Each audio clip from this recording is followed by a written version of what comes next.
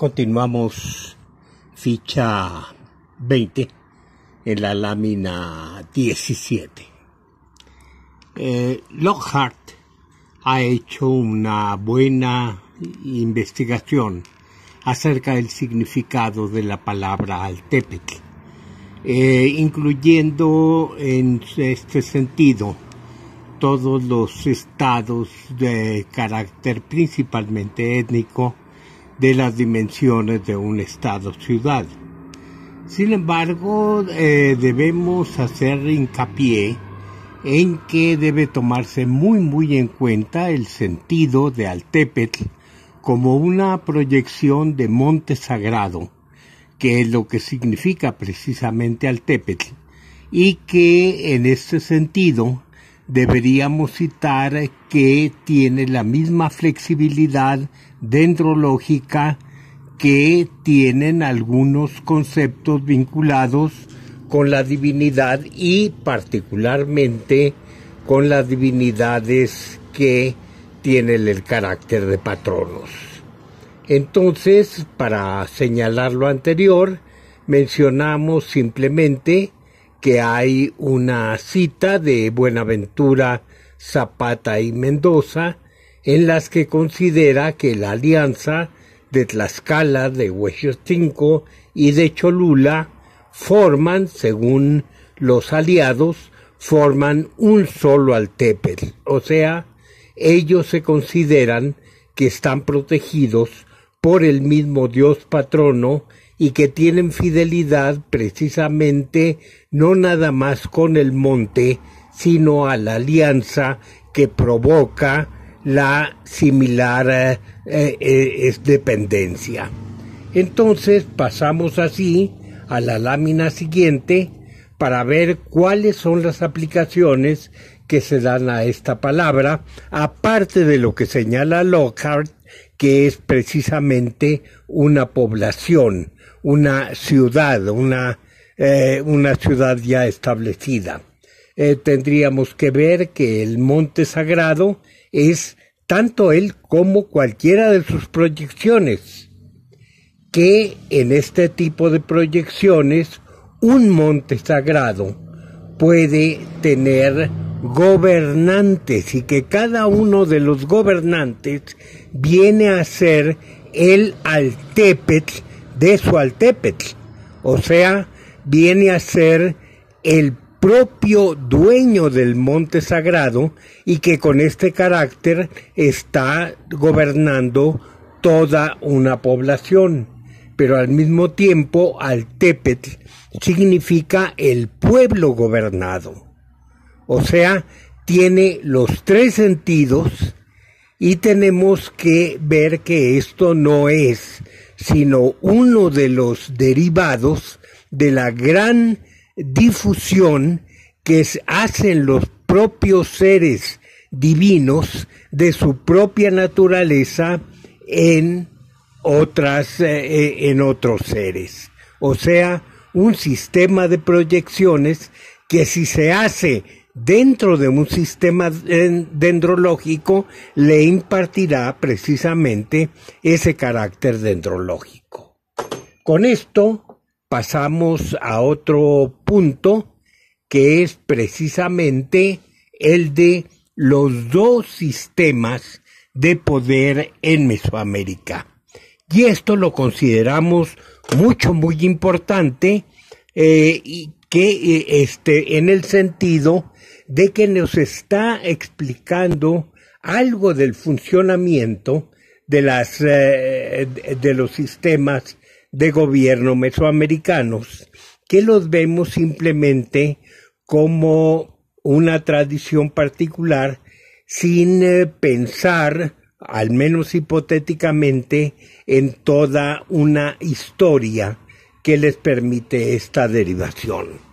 Tendríamos que el sistema de gobierno de sangre, propiamente es el sistema del que tanto hemos hablado de los linajes. Un sistema muy antiguo que tiene como figura central precisamente el fundador del linaje. ese fundador que raya en los límites de lo sagrado, que puede decirse que es propiamente el Dios patrono dentro del territorio.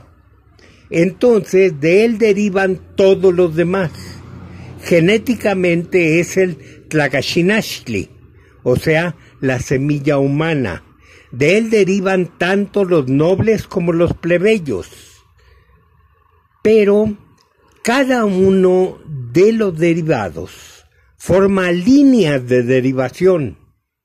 Y esas líneas de derivación sirven para establecer determinadas funciones dentro de la sociedad. Pensemos en una cosa simplemente. Hay un linaje que pertenece a todos aquellos que tienen que cuidar la imagen de un dios. Hay otro linaje que es el de todos aquellos encargados de la defensa, o sea, un linaje militar. Hay otro linaje en el que se encuentran, dijéramos, los de una artesanía, los fabricantes de cestos. Hay otro linaje de gobernantes, etc. Pensemos entonces que esta organización, que tiene por principio teórico la idea del parentesco y la idea de funciones derivadas de ese parentesco, tiene una que es el linaje más próximo, más semejante al original, o sea, el hijo mayor del hijo mayor del hijo mayor, etc., hasta derivar a alguien que tiene el poder del hermano mayor para gobernar a los demás. Este es precisamente el sistema que debe de haber prevalecido en la mayor parte de la vida de Mesoamérica. Y un ejemplo de la altura a la que puede llevar este nivel de semejanza con el dios patrono lo podemos tener en los reyes mayas. Los reyes mayas del periodo clásico, que son verdaderamente seres que tienen naturaleza divina por su linaje. Entonces, si pensamos en esto, tendríamos que decir que la base de la cohesión social estriba precisamente en un principio similar, o en el mismo incluso, del parentesco. Por eso le llamo aquí un sistema de sangre y pongo precisamente en rojo lo que se refiere a él. Pensemos en lo étnico, por ejemplo. Lo étnico funciona básicamente en que todos los que pertenecen al grupo están emparentados genéticamente entre sí. Pasemos al otro sistema. Pudiéramos llamarle un sistema más moderno. ¿De qué se trata ese sistema? Posiblemente de grandes ciudades, pero que no se originan precisamente en el parentesco de sus habitantes. Pensemos que existe una pequeña aldea de gente de Veracruz, tenemos otra pequeña aldea de gente que vino del sur de lo que hoy es la República Mexicana, de Oaxaca, vamos a suponer.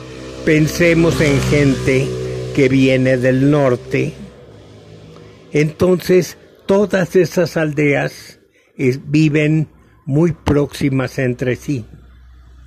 De pronto hay algo que les permite crecer económicamente.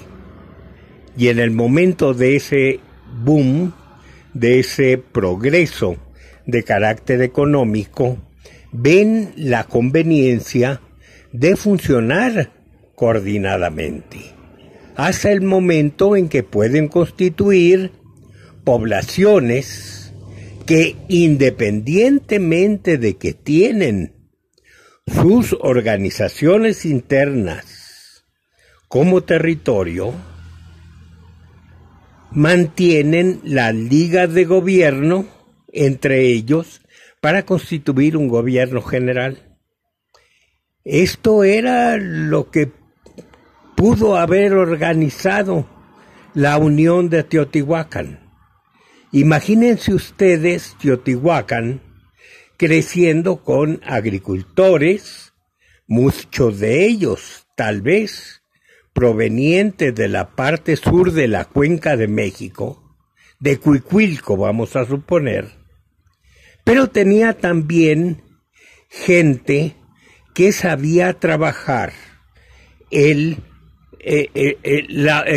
sabía trabajar la obsidiana para hacer navajas, para hacer cualquier otra cosa.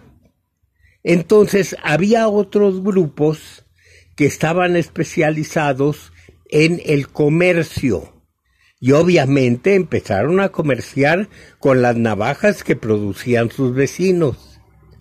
Y existían otros que eran agricultores también, pero especialistas en la agricultura lacustre, de pantano o de canales artificiales. Y existían otros, etcétera, etcétera, de alfareros, vamos a suponer. Entonces, si trabajan juntos todos estos grupos, empiezan a beneficiarse. Unos, obviamente, constituyendo el grupo productor de los bienes de consumo. Los agricultores, vamos a suponer. Otros de ellos los pescadores, otros de ellos los cazadores. Otros de ellos serían aquellos que estaban radicados cerca del Cerro de las Navajas o que tenían talleres en el Cerro de las Navajas y producían producían navajas o producían objetos de obsidiana tallada. Otros, el grupo veracruzano, que tal vez se dedicaba al comercio. Y si todos trabajaban juntos, podían unirse, pero no podían unirse con base en un principio del parentesco. ¿Por qué? Porque eran de distintas etnias. Porque se habían juntado sin tomar en cuenta que no tenían un parentesco biológico común. Unos hablaban incluso una lengua, otros otra lengua, unos tenían unas costumbres, otros tenían otras. Se juntaban, pero no se mezclaban entre sí. Cada uno vivía en una aldea y estas aldeas pudieron haber llegado a constituir distintos barrios de la nueva población. ¿Qué tenemos aquí? Un gobierno que nace, pero no con las bases políticas de una organización de parientes. Estamos explicando cómo pudo haber surgido hipotéticamente una gran población como fue Teotihuacán, con gente de distinto origen. Si esta hipótesis puede sostenerse, tendríamos que el gobierno de aquella ciudad sería algo de carácter tal vez colegiado. Y pudiéramos suponer que tenía distintos gobernantes, unos representantes de cada grupo. Pero también podemos suponer que en un momento dado, el número de gobernantes se redujo tal vez a 4, a 2, a un solo gobernante, un solo rey en aquella población de Teotihuacán. ¿Qué es lo que sucede? Este gobernante y los que lo rodean, los nobles, no contando a los representantes necesariamente de cada uno de los grupos, este grupo no puede reclamar su poder gubernamental precisamente de un principio de sangre.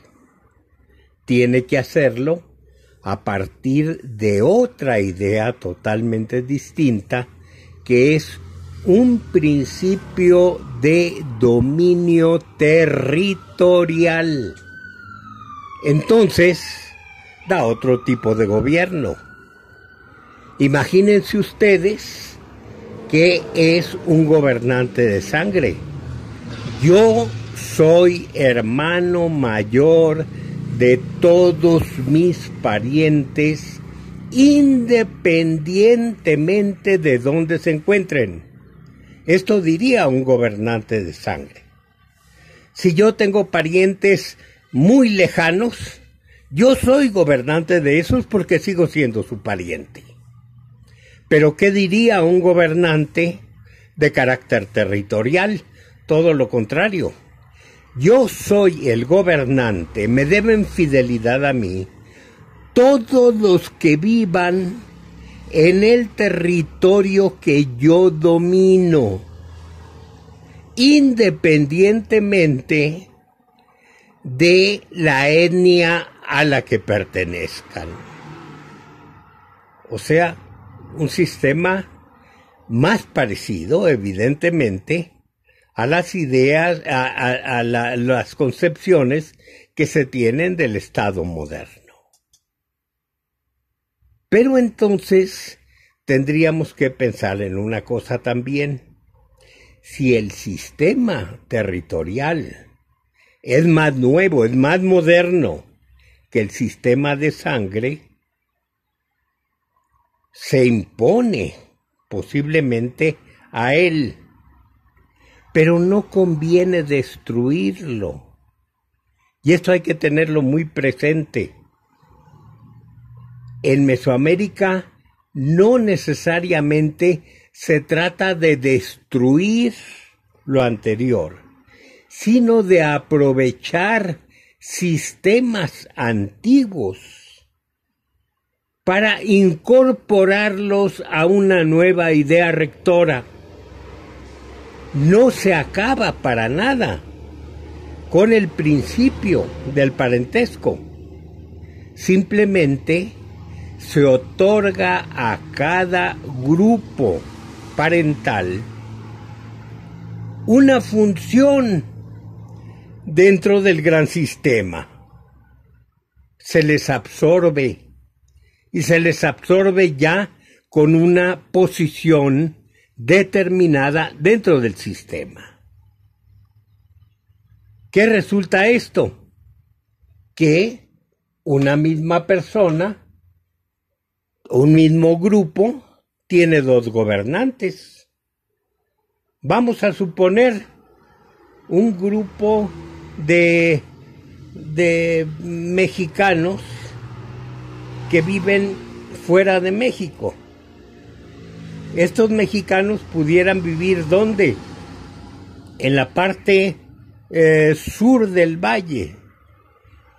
¿De quiénes serán súbditos? Pues posiblemente de un gobernante de origen tepaneca en cuanto a territorio, pero ellos siguen dependientes de un gobernante de carácter mexicano por ser parientes todos entre sí. Vamos a ponerlo en términos mejor, en términos de un Estado moderno, porque aunque no es conveniente hacer luego estas extrapolaciones, sirven para ejemplificar. ¿Quién es mexicano actualmente en México? Hablo de mexicano en la actualidad, nacional del Estado mexicano. se dice que es mexicano todo aquel hijo de mexicanos, que nazca donde quiera. Si una pareja de mexicanos tiene un hijo en Estados Unidos, porque ellos viven en Estados Unidos siendo mexicanos, el hijo será mexicano. Esto lo sabemos perfectamente. ¿Qué es lo que tenemos en México? Si una pareja de españoles o uno de los miembros de la pareja es español y el hijo nace en México, para el Estado español, ese niño es español. Pero también la Constitución dice otra cosa. Es mexicano todo aquel que nazca dentro del territorio nacional, sea hijo de quien sea. Entonces ya es otro tipo de ley, es una ley territorial, no es una ley de descendencia. Y resulta que una persona en un momento determinado tiene dos nacionalidades. Vamos a suponer ese español, hijo de españoles que nació en México y que por ser hijo de españoles es español. Por haber nacido en México es mexicano, tiene doble nacionalidad. Hasta hace muy pocos años eso no era posible y esa persona tenía la obligación de declarar a determinada edad, llegando a la mayoría de edad, si quería aceptar la nacionalidad mexicana o si quería aceptar la nacionalidad española. Ya ahora ni siquiera eso es necesario. Puede tener las dos nacionalidades, también con todas las dificultades, pero también con todos los beneficios de lo que esto acarrea. Pero vean ustedes cómo aún en el derecho actual, en el derecho positivo actual, estamos viviendo en un régimen que está fundado en los dos principios de subordinación a un sistema de gobierno, sistema de sangre y sistema territorial. Vamos para trasladarnos a la antigüedad nuevamente, vamos a ver qué era lo que pasaba, por qué no se daban frecuentes conflictos por esto, porque eran los mismos gobernantes, o cuando menos coincidían en un gran número de casos.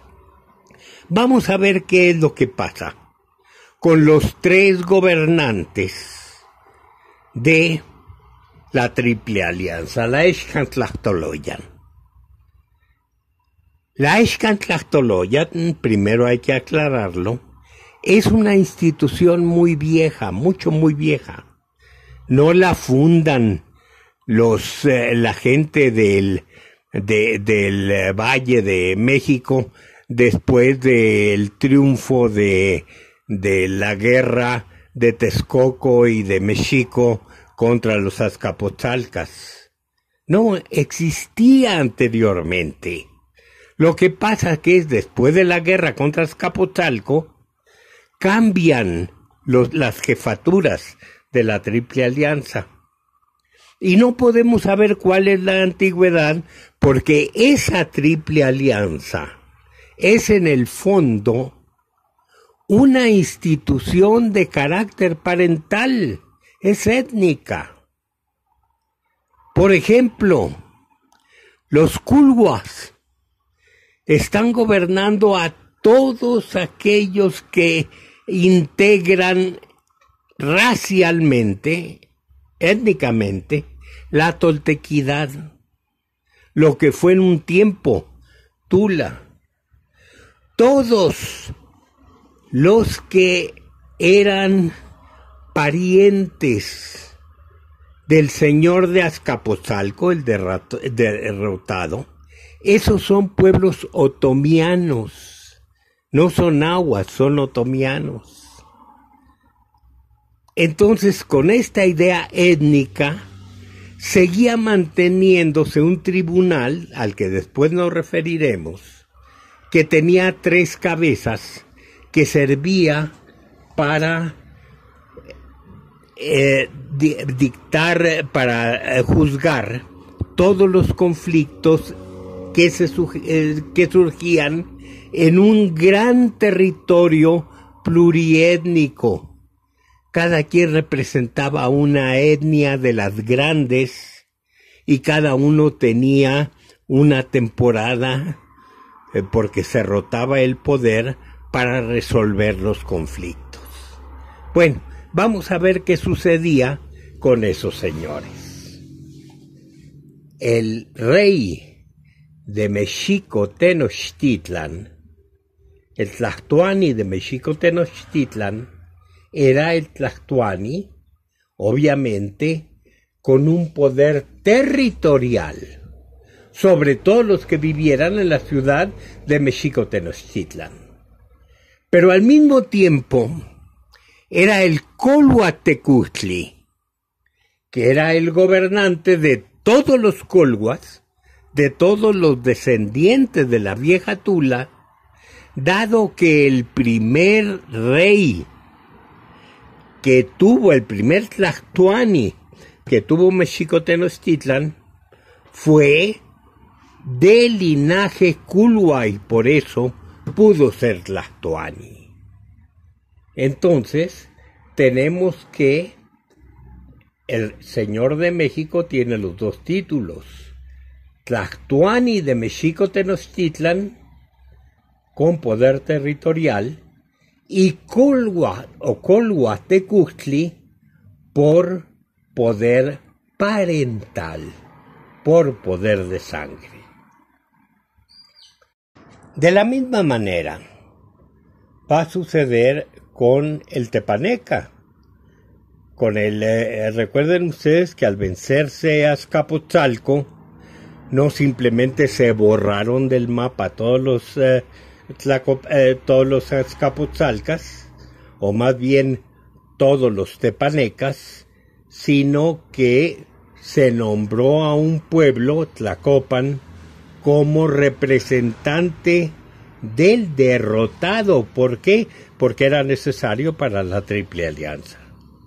Entonces, el Tlatoani de Tlacopan tenía el poder de Tlatoani por ser precisamente el gobernante territorial de Tacuba, de Tlacopan. Pero al mismo tiempo era Tepaneca Tecuhtli. ¿Por qué? Porque era el Tecuhtli de todos los tepanecas, de todos los pueblos otomianos. ¿Qué es lo que sucede en Texcoco? Algo parecido. Texcoco, el rey de Texcoco, el Tlatoani de Texcoco, es Texcoco Tlatoani debido a que es el gobernante territorial de Texcoco, pero al mismo tiempo es el Acolhuatecutli, o sea, el gobernante parental de todos los acolhuas. Aquí surge otro problema. Él era de origen chichimeca. Entonces dice, sí, pero también soy el gobernante parental de todos los chichimecas. Y tenía los 2 títulos, Acolhuatecutli y Chichimecatecutli, aunque no todos los pueblos reconocían que existiera una importancia suficiente de los chichimecas como para también ser incorporados de carácter étnico en toda esta alianza política que llevaba al establecimiento de la Triple Alianza y no reconocían el título de Chichimecatecuhtli del gobernante de Texcoco, aunque sí le reconocían el viejo poder por ser un pueblo con dos orígenes étnicos como Acolhuatecuhtli. Hagan bien la distinción, no es lo mismo Colhuatecuhtli que Acolhuatecuhtli. Entonces, pasamos a la siguiente ficha. Aquí tendríamos todo en una época determinada, todo el gobierno en el clásico, que posiblemente estaba dominado por gobiernos de sangre. Pero en el centro, precisamente en el territorio teotihuacano, pudiéramos señalar ya el principio de la modernidad del gobierno por territorio. Entonces, tendríamos que ver que este círculo que aquí está marcado de color azul pudo haber crecido, pudo haberse reproducido en territorios dominados por el antiguo sistema de sangre y haber tratado de colocarse en su lugar. Esto sería otra cosa, la veremos también dentro de un rato, pero llamamos una corriente política nueva que ocasionó obviamente conflictos, ocasionó problemas y que le llamaremos suyuanismo, pero le explicaremos dentro de poco. Volvemos al sistema de sangre. ¿En qué está basado? Precisamente en todos estos grupos que nacen de Chicomostoc. Cada uno de ellos es desde un origen, una unidad desde antes de nacer, desde que están colocados dentro del monte sagrado, ya forman una unidad parental, ya forman una familia en potencia de reproducirse. Y ya tienen en algunos casos, en la mayor parte de los casos, vínculos de origen entre los 7 que van a nacer. Entonces, en este caso son 2 ejemplos diferentes en un caso es mixteco, en el otro pertenece al Valle de Puebla-Tlaxcala, de esta creencia en Chicomostoc. ¿Y cuál es el resultado de hoy? Hoy todavía se menciona a este gran ser que recibe con mucha frecuencia el título de rey en español, o incluso en el de virrey en español, que es realmente lo que corresponde a Tlacaxinachtli, o si se quiere, al gran dios, que es el patrono de toda una etnia. Y entre ellos podemos llamar, entre los Miches, a Condoy. Es un personaje muy vivo en la actualidad, al que consideran el padre de todos los Miches, o todos los Mijes. Y como él existen muchos otros. Simplemente en el estado de Oaxaca hay varios de ellos que han sido estudiados precisamente por Alicia Barabas y por Miguel Alberto Bartolomé. Pasamos al siguiente caso. Ya tenemos otra cosa. Es la imagen del gobernante, pero fíjense ustedes que aquí el gobernante está investido de un poder divino que manifiesta en la simple recepción de un alma que lo auxilia a ser gobernante. Vean ustedes la imagen de la derecha del Coscatzin. Es un gobernante, es Axayácatl propiamente, pero Axayácatl, que no está representado en la guerra como simplemente un ser humano, sino como un ser humano investido del poder del dios Xipetotec, incluso cubierto con una piel humana que hace que tenga dos pares de manos y que tenga dos pares de pies, porque le tiene puesta como vestido una piel humana. Es Xipetotec peleando en persona. Pasamos al siguiente caso. El siguiente caso, por el contrario, es de sangre. Y aquí tendríamos como el gobernante maya y su esposa están vitalizando los nexos que tienen con el primer antepasado. Para poder hacer esto, se necesita que se llegue al éxtasis.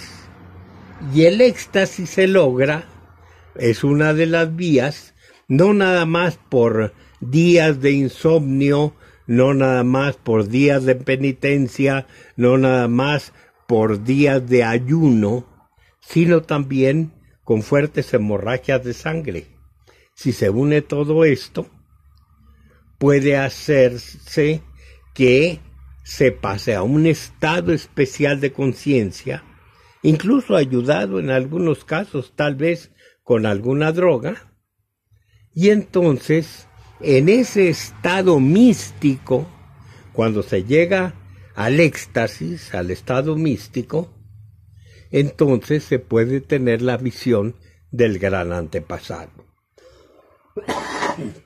Aquí tenemos al gobernante maya y a una señora que es su esposa.